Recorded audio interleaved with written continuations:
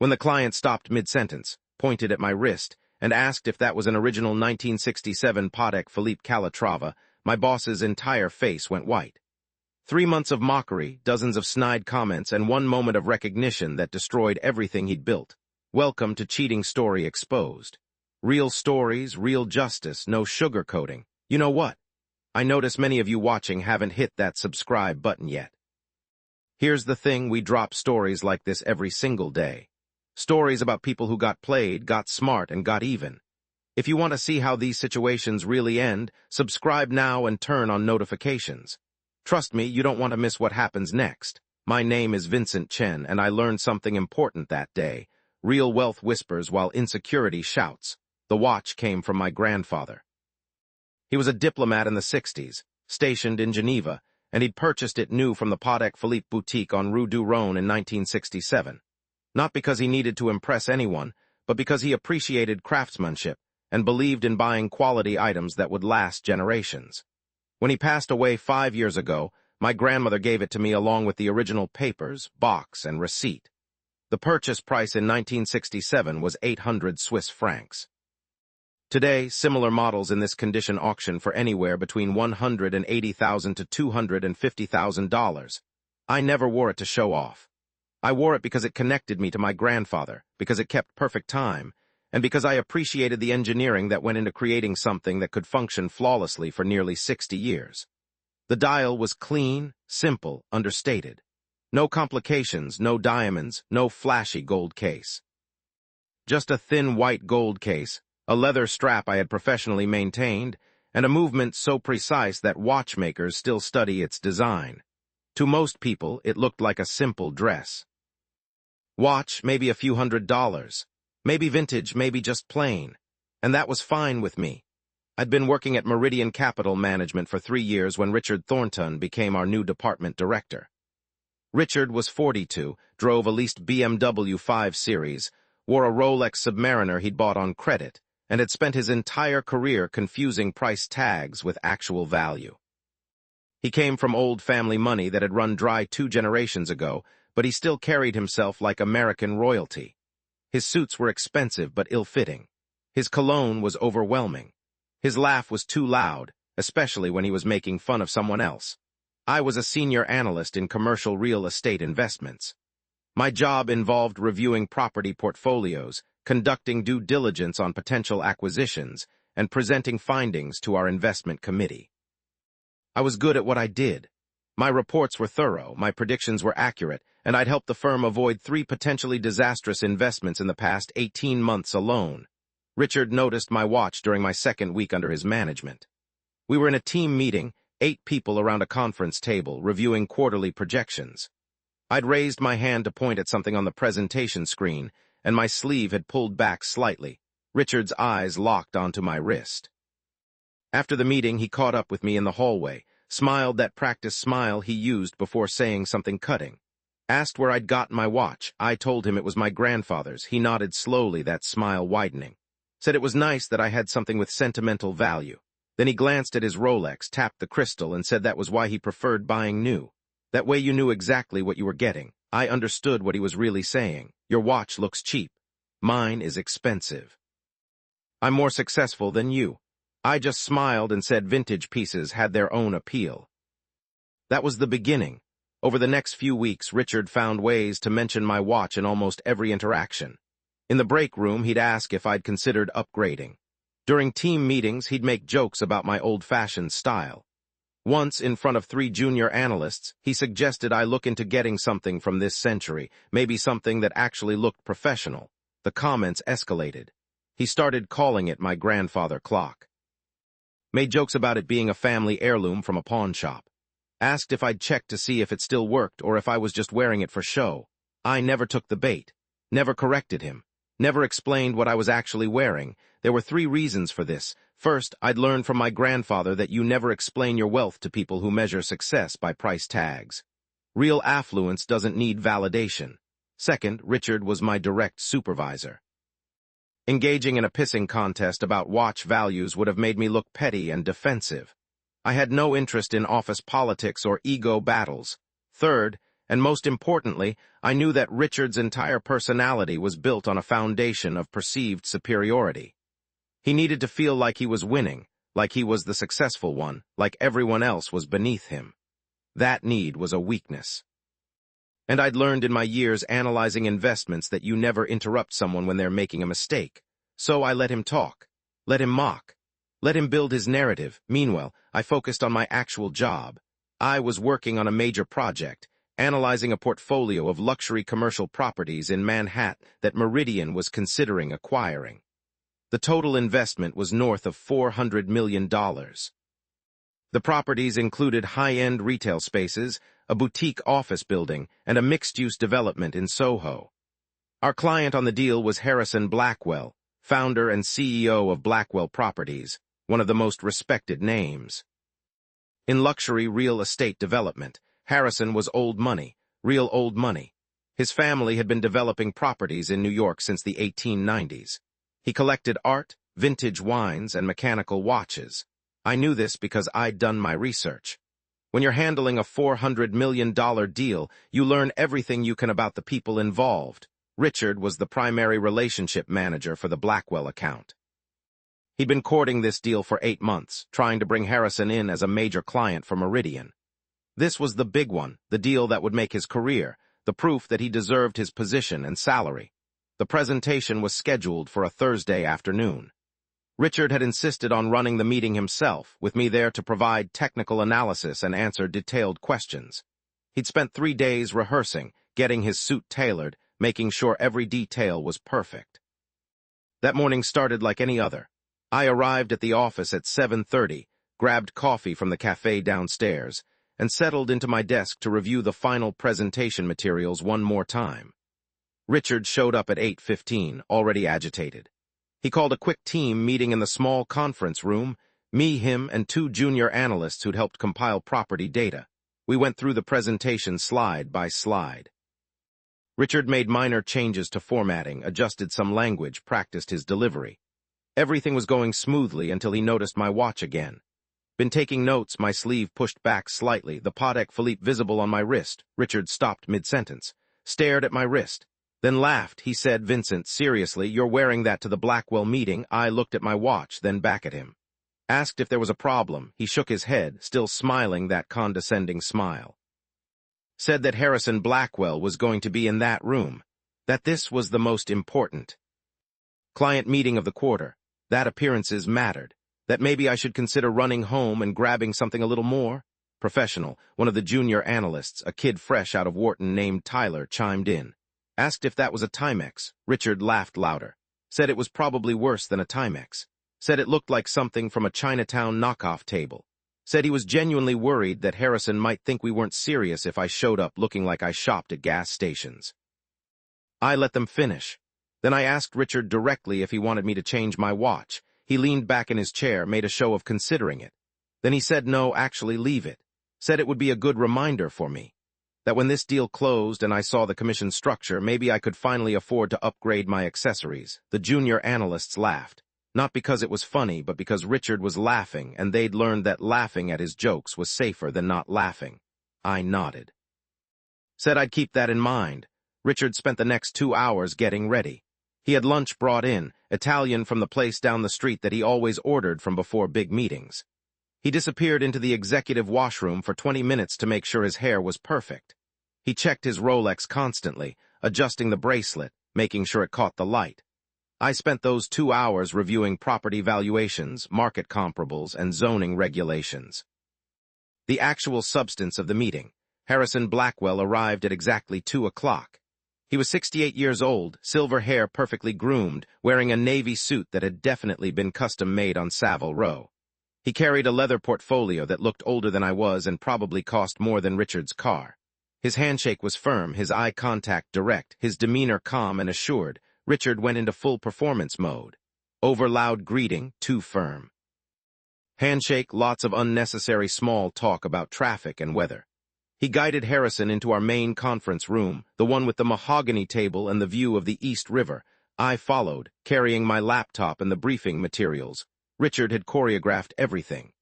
He sat at the head of the table, positioned Harrison to his right in the power seat. and directed me to sit further down on the same side. The junior analyst sat opposite us. The arrangement was designed to make Richard the center of attention, the star of the show.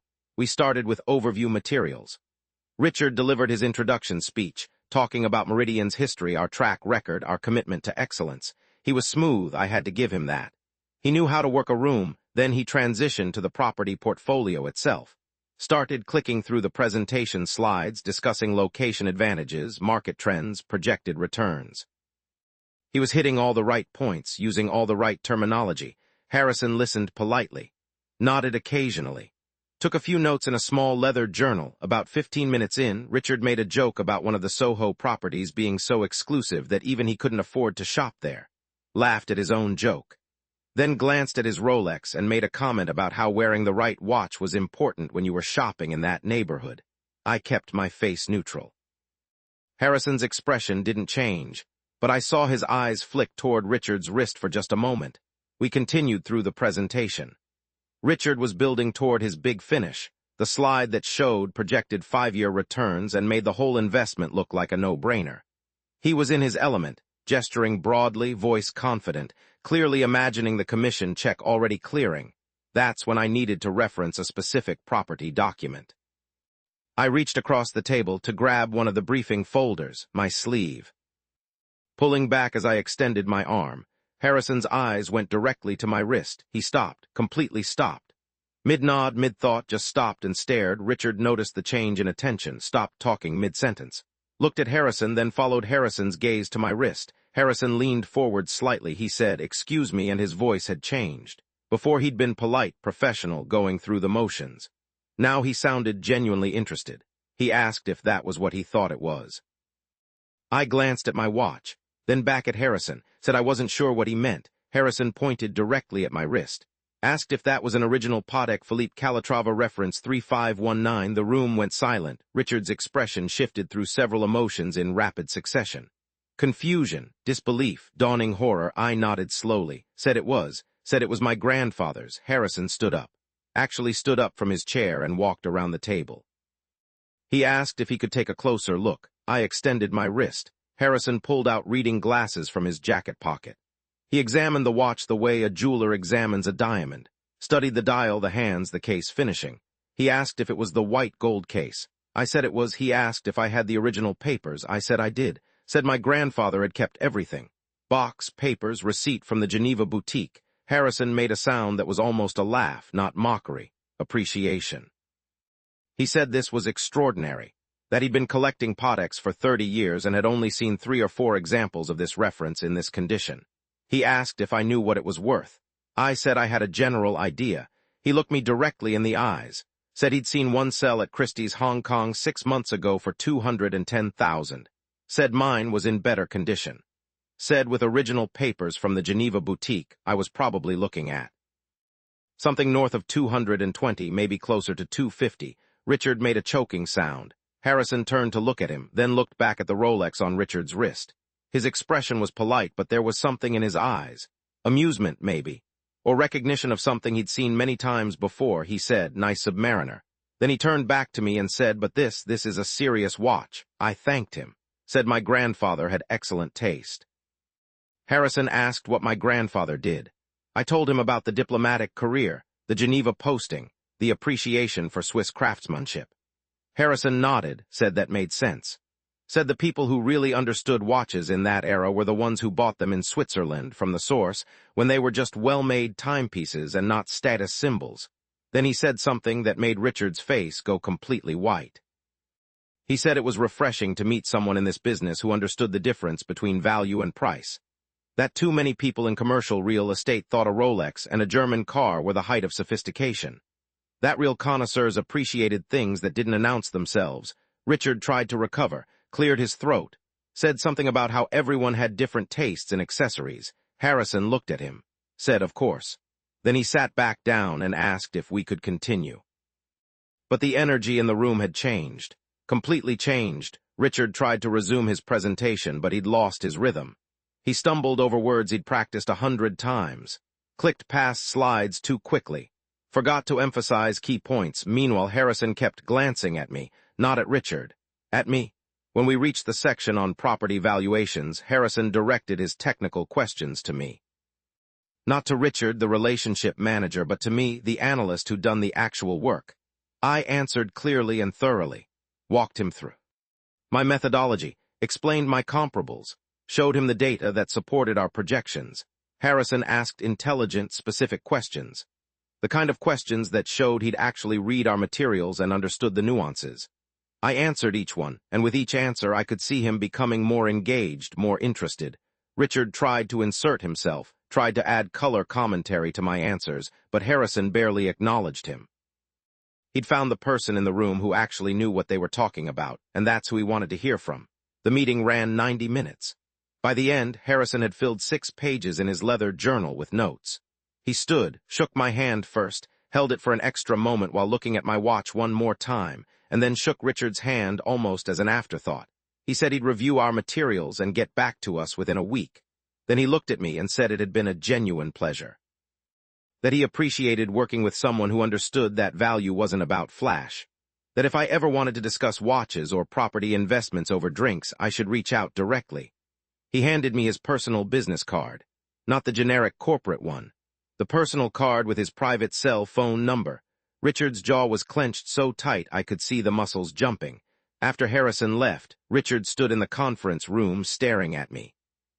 The junior analyst had already fled, sensing the tension. He asked why I'd never mentioned what my watch was worth. I told him he'd never asked. He said I'd made him look like an idiot. I said I hadn't done anything. That he'd made his own assumptions, his face flushed red. He said I'd deliberately withheld information, that I'd undermined his credibility with the client. That showing off expensive accessories was unprofessional. I stayed calm. Asked him if he wanted me to submit my meeting notes for the file. He told me to get out. I gathered my materials and left. That night, Harrison Blackwell sent me an email, addressed to me personally, not to the Meridian General Inquiry address. He said he'd been thinking about the property portfolio and had some additional questions. He asked if I could put together a supplementary analysis on 3 specific properties. He wanted my opinion specifically on some zoning considerations. I replied professionally. Said I'd be happy to prepare that analysis and would coordinate with Richard to ensure proper communication channels. Harrison wrote back within 10 minutes. Said I could send the analysis directly to him, that he trusted my work and didn't need additional filters. I forwarded both emails to Richard. Protocol, Richard called me at 8:30 that night. His voice was tight. He said that going forward, all communication with Harrison Blackwell went through him. That he was the relationship manager and I was the analyst. That my job was to provide technical support, not to build independent relationships with clients. I said I understood, but the damage was done. Harrison had seen what he needed to see. He'd identified who actually understood the work and who was just performing confidence. The supplementary analysis took me 3 days. I was thorough, detailed, conservative in my estimates. I sent it to Richard, who forwarded it to Harrison without changing a word. Harrison replied directly to me again. Said the analysis was excellent, asked 3 follow-up questions that showed he'd read every word carefully. I answered them and copied Richard on my responses. Richard stopped talking to me unless absolutely necessary. In meetings, he ignored my comments. In the break room, he turned away when I entered. The junior analysts picked up on the tension and started avoiding me too. I didn't care. I'd spent 3 years watching office politics play out. I'd seen people waste energy on feuds and ego battles while their actual work suffered. I had no interest in participating. 2 weeks after our initial meeting, Harrison Blackwell came back to the office. He wanted to tour some of the properties in person and requested that someone from Meridian accompany him. Specifically, he requested me. Richard tried to insert himself into the tour. Said as relationship manager, he should be the primary point of contact. Harrison was polite but firm. Said he valued Richard's oversight but wanted technical expertise on site. Wanted someone who could answer detailed questions about systems, structures, zoning. Richard had to concede. He sent me with Harrison but insisted I provide a detailed report on every conversation. The property tour took 6 hours. We visited all 5 buildings in the portfolio. Harrison asked hundreds of questions. About foundations, about mechanicals, about tenant history, about neighborhood development patterns. I answered everything I could and honestly said I didn't know when I didn't have the information. Between properties, we talked. Not about business. About watches, about his collection, about my grandfather's career. He told me about finding his first Patek in a small shop in Geneva in 1985, about the thrill of discovering something that had been made with such care and precision. He said modern luxury had lost something important. That too many people bought expensive things to prove they could afford them, not because they actually appreciated what made those things valuable. That the best experiences in his life had come from relationships with people who understood the difference. At the end of the tour, Harrison thanked me, said he'd made his decision, that Meridian would be handling the acquisition, that he wanted me as the primary analyst on his account, not Richard. Me. I explained that Richard was the department director and relationship manager. That protocol required him to be the main point of contact. Harrison smiled, said he understood protocol, but he also understood value, and he'd learned over 40 years in this business to work with people who delivered substance, not performance. He said he'd discussed the arrangement with Meridian's senior management directly. I wrote up my report for Richard. Factual, detailed, professional. Included Harrison's request. Richard brought it to our managing director, Glenn Patterson. Tried to frame it as a junior analyst overstepping boundaries, creating confusion in client relationships. Glenn called me in the next morning, asked me to explain what happened. I walked him through the timeline, the initial meeting, Harrison's reaction to my watch, the follow-up analysis, the property tour, Harrison's request. I didn't editorialize, didn't mention Richard's months of mockery, just presented the facts. Glenn listened. Asked if I'd done anything to encourage Harrison to bypass Richard. I said I'd followed every protocol. That I'd copied Richard on every email, reported every conversation, maintained proper channels throughout. Glenn asked if I'd known what my watch was worth when I wore it to the meeting. I said I'd known approximately, yes. He asked why I'd never corrected Richard when he'd mocked it. I said it hadn't seemed relevant, that I wore it because it was my grandfather's, not to make a statement. That Richard's opinions about my accessories didn't affect my work. Glenn studied me for a long moment. Then he asked what I thought about Harrison's request. I said that Harrison was a sophisticated client who'd built a multi-billion-dollar business by understanding value and making good decisions about who to trust. That if he wanted to work primarily with me, it was probably because he trusted my analysis and communication style. That I'd be happy to structure things however Meridian thought best, but that overriding a client's clearly stated preference might damage the relationship. Glenn nodded slowly, said he'd think about it. 3 days later, the decision came down. Harrison Blackwell's account would be structured as a collaboration between Richard and me. Richard would maintain relationship oversight and attend all major meetings. I would serve as lead analyst and primary day-to-day contact for technical matters. We'd both report to Glenn on the account's progress. It was a compromise that satisfied no one but maintained face for everyone. Richard was furious but couldn't say so publicly. I'd been promoted to a position that typically required 5 more years of experience. Harrison was satisfied because he got the structure he wanted. The mockery stopped immediately. Richard never mentioned my watch again, never made jokes in meetings, never suggested I upgrade my accessories, but the resentment didn't disappear. It just went underground. Richard became meticulously correct in his interactions with me. Every email was professionally worded. Every meeting had clear agendas. Every decision was documented. He was building a paper trail, I realized. Looking for any mistake, any misstep, anything he could use to prove I wasn't ready for the responsibility I'd been given. I gave him nothing. My reports were flawless. My communication was clear. My analysis was thorough. I made sure Glenn saw every piece of work I produced for Harrison's account. The property acquisition closed 4 months later, $430 million. The largest deal Meridian had closed that year. The commission structure meant a significant bonus for everyone involved. Harrison sent me a personal note after the closing. Thanked me for my professionalism and integrity. Said he looked forward to working with me on future projects. Mentioned that he had 3 other portfolios he was considering and would be requesting me specifically for those evaluations. Richard received standard client appreciation. Form letter stuff. At the company's celebration dinner, Glenn made a toast. Thanked Richard for bringing in the client and managing the relationship. Thanked me for technical excellence and client service. Announced that I was being promoted to associate director, effective immediately. Richard's smile was frozen on his face. After dinner, he caught me alone in the parking garage, asked if I was proud of myself, if this was what I'd wanted all along. I looked at him directly, told him the truth. I said I'd never wanted anything except to do good work. That I'd worn my grandfather's watch because it meant something to me, not to impress anyone. That he'd made assumptions based on appearances and built his entire assessment of me on those assumptions. That when reality didn't match his assumptions, he'd had two choices: adjust his understanding or protect his ego. That he'd chosen ego. I said I hadn't undermined him. He'd undermined himself. Then I got in my car and drove home. 6 months later, Richard left Meridian. Took a position at a smaller firm where he could be the senior person again, where his way of measuring success still worked. Still at Meridian. I manage Harrison's accounts now, all 4 of them, plus 6 other high-net-worth clients who came through referrals. I'm being considered for director position next year.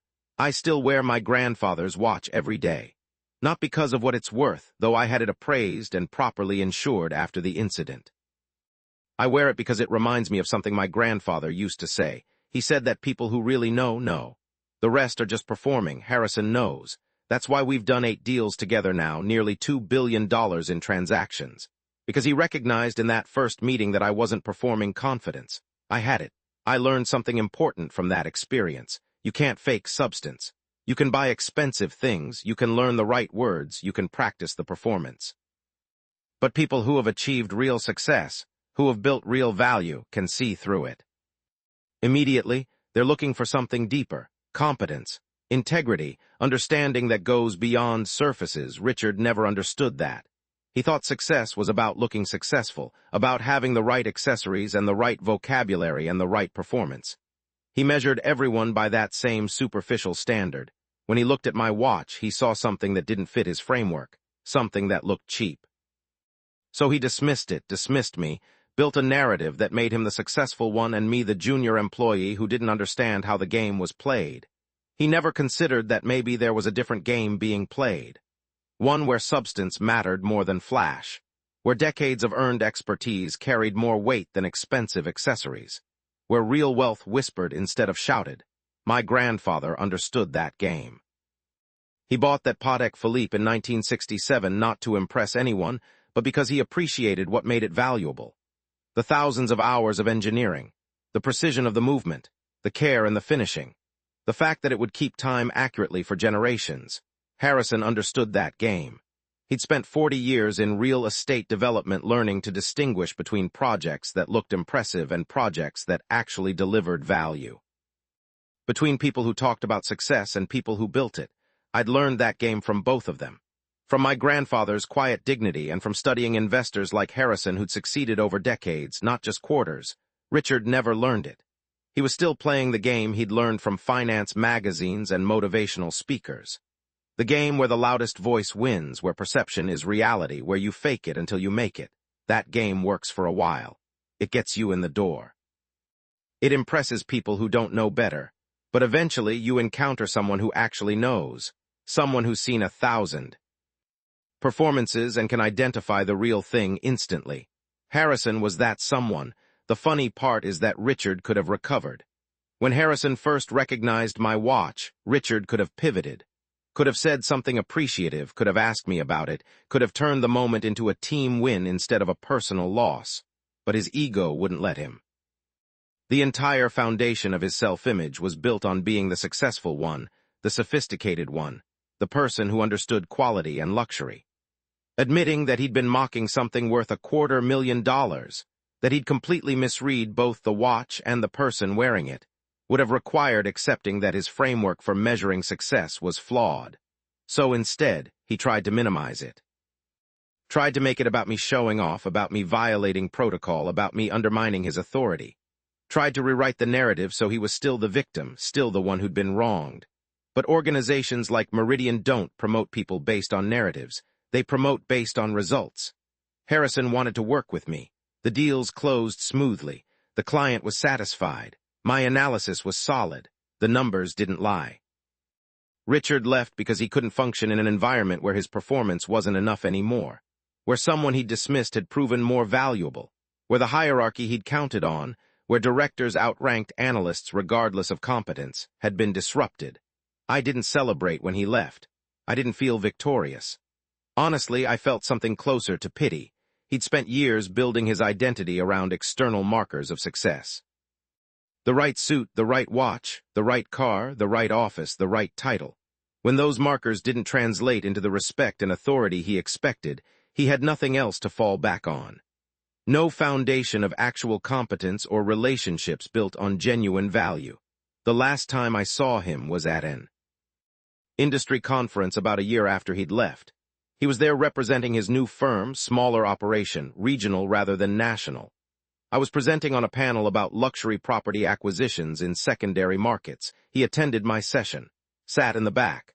I saw him come in, saw the flicker of recognition, saw him choose a seat where he wouldn't have to make eye contact. After the panel, he approached me, extended his hand, said it was good to see me. Asked how things were going at Meridian. I shook his hand, told him things were good, asked about his new position. He said it was good too, different pace, different scale, but good. Then he paused and I could see him working up to something. Finally, he asked if I still had the watch. I pulled back my sleeve slightly, showed him. He looked at it for a long moment. Then he said something that surprised me. He said he'd spent a lot of time thinking about that day, about that meeting, about the assumptions he'd made. He said he'd realized that he'd been measuring everything by the wrong standard, that he'd been so focused on looking successful that he'd forgotten to actually be competent, that watching me work with Harrison had shown him the difference. He said he was working on being better, not just looking better. I didn't know what to say.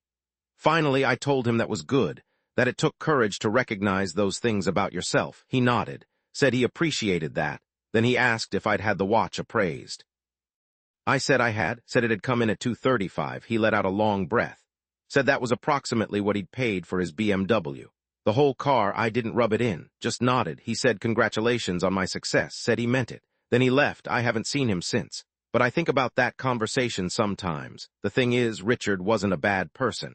He wasn't malicious or intentionally cruel. He was just insecure, measuring himself constantly against others, trying to prove his worth through external validation. The mockery, the put-downs, the need to establish himself as superior, it all came from deep uncertainty about his own value. I understood that because I'd felt that uncertainty too, earlier in my career. The difference was that my grandfather had taught me a different way to handle it.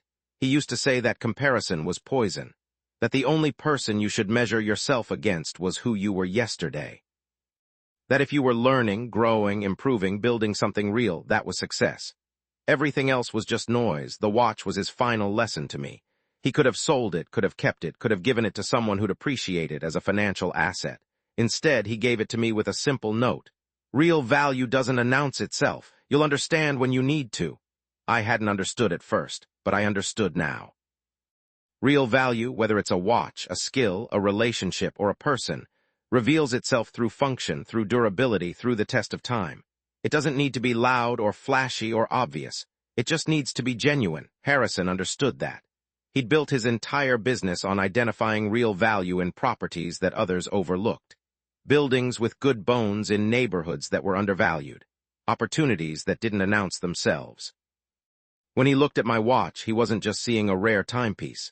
He was seeing evidence that I understood the same principle, that I valued substance over flash, that I had patience and perspective, that I came from a tradition of appreciating quality for its own sake rather than for what it signaled to others. That's why he wanted to work with me. Not because I had an expensive watch, but because I had the right relationship to value. Because I understood that the best investments, whether in properties or people or relationships, are the ones that don't need to announce themselves. The promotions, the bonuses, the career success, those all followed from that understanding. They weren't the goal. They were the byproduct of doing work that genuinely created value, of building relationships based on competence and integrity, of focusing on substance rather than appearance. I manage 12 major accounts now. Harrison's 4, plus 8 others who came through referrals from people who'd worked with me. Total assets under analysis approaching $6 billion. I'm the youngest director in Meridian's history. I'm being considered for managing director next year, which would make me the youngest in that role too. But none of that matters as much as something Harrison told me last month. We were having dinner at his club in Manhattan, discussing a potential acquisition in Brooklyn. 18 stories, mixed commercial and residential, complicated zoning situation. We'd been working through the analysis for weeks. Over dessert, he said he wanted to tell me something. He said that in 43 years in real estate development, he'd worked with hundreds of analysts, advisors, and consultants. Some brilliant, some mediocre, some outright frauds. He said the brilliant ones tended to fall into two categories: those who were brilliant and knew it, and those who were brilliant and didn't care. The first category, he said, usually flamed out. They became arrogant, stopped listening, started believing their own mythology. They made spectacular mistakes because they couldn't imagine being wrong. The second category built legacies. They stayed humble, kept learning, focused on the work rather than the recognition. They built trust over decades, not quarters. He said I was solidly in the second category, that I reminded him of his father, who'd built the family business through quiet competence and absolute integrity, that he trusted me not just with his investments but with his family's legacy. Then he said something I'll never forget. He said the watch hadn't mattered, that it was a nice watch, sure, impressive piece, but that wasn't why he'd wanted to work with me. The watch had just been the signal that revealed what he'd already started to suspect from reading my analysis. He said he'd noticed that I'd done something unusual in my initial report. I'd flagged 3 significant concerns about the property portfolio that most analysts would have buried or minimized to make the deal look better. Problems with commercial tenant retention, questions about long-term neighborhood development patterns, risks in the zoning timeline. He'd specifically asked Richard about those concerns in the meeting, and Richard had glossed over them, tried to reframe them as minor issues. But then I'd answered his follow-up questions directly, honestly, with supporting data. That's when he'd known, he said, that I was the real deal. Someone who valued accuracy over salesmanship, who had the confidence to present uncomfortable truths, who cared more about him making a good decision than about closing a commission. The watch had just confirmed what my work had already revealed, that I came from a tradition of valuing real quality, that I had perspective and patience, that I understood the difference between looking successful and being competent. He said that's why he'd insisted on working with me. Not because of a timepiece, but because he'd found someone whose work he could trust completely. I thanked him, told him that meant more to me than any promotion. He smiled, said he knew that, said that was exactly why it was true. My grandfather passed away 5 years ago. I think about him often, especially when I'm working on challenging analyses or dealing with difficult clients or navigating complex office dynamics. I think about the lessons he taught me, usually without saying anything direct. Just by example, by how he lived. He was never the richest person in any room, never had the most prestigious title, never drove the flashiest car or wore the loudest suits, but everyone who knew him respected him, sought his advice, trusted his judgment, wanted him at important meetings and family gatherings because he'd built a reputation on substance, on being exactly who he said he was, on delivering what he promised, on caring about quality and integrity and doing things right. The watch represents all of that to me now. Not the monetary value, though I appreciate that and have it properly insured. Not the prestige of the brand, though I understand the craftsmanship. But what it meant to my grandfather and what he hoped it would mean to me. A reminder that real value doesn't need to announce itself. That the best things in life, relationships, skills, achievements, character, reveal themselves through function, through time, through the test of reality. Richard never understood that. He was stuck in a world where perception was reality, where looking successful was the same as being successful, where the price tag was the measure of value. I don't judge him for that. It's what our culture teaches. Social media, advertising, business magazines, they all reinforce the idea that success is about external markers, about having the right things and being seen with the right people and broadcasting your achievements. But people who have actually achieved lasting success, who have built real value over decades, see through that immediately. They've watched countless performers come and go. They've learned to identify substance. And when they find it, they hold on to it. That's why Harrison is still my client 6 years later. Why he's referred 8 other major investors to me. Why we have dinner once a month and talk about everything from property markets to philosophy to his grandchildren. Not because I impressed him with expensive accessories, but because I delivered value consistently, honestly, without needing recognition or validation. Because I cared about his success more than my commission. Because I understood that the relationship was more valuable than any single transaction. That's the game my grandfather taught me to play. The long game. The real game. The one that isn't about winning today, but about building something that lasts. I still wear the watch every day. I've been offered ridiculous amounts for it. Collectors who see pictures on my LinkedIn profile, clients who comment on it in meetings, even an auction house representative who approached me at a conference. The current market estimate is somewhere north of $270,000, and it keeps appreciating. I'll never sell it. Not because of the money, but because of what it represents. My grandfather's wisdom, the lesson it taught me. The reminder it provides every time I glance at my wrist. Real value doesn't announce itself. It just keeps working quietly, precisely, day after day, year after year. Building credibility through function. Earning respect through consistency. Creating legacy through substance.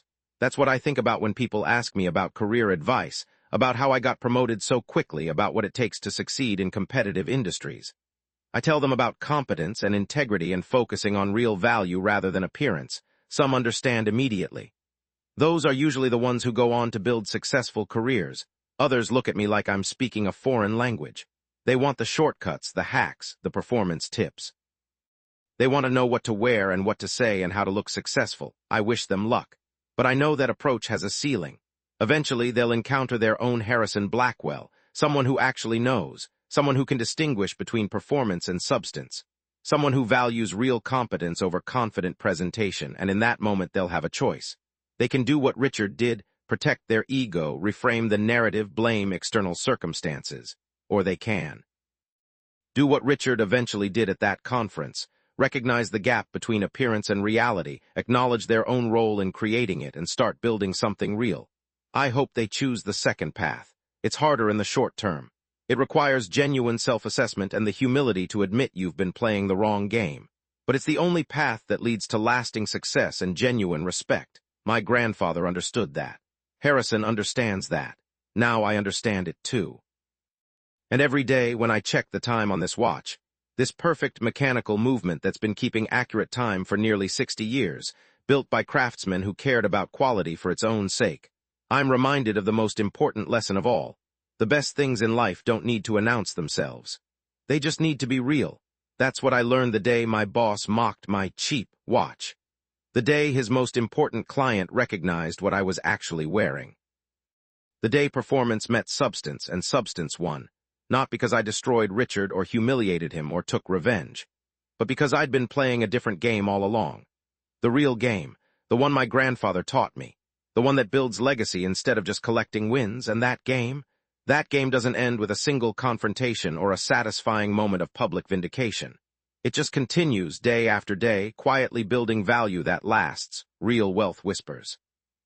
Real success functions without announcement. Real value reveals itself through time. That's the lesson. That's the story. That's what matters. Everything else is just noise.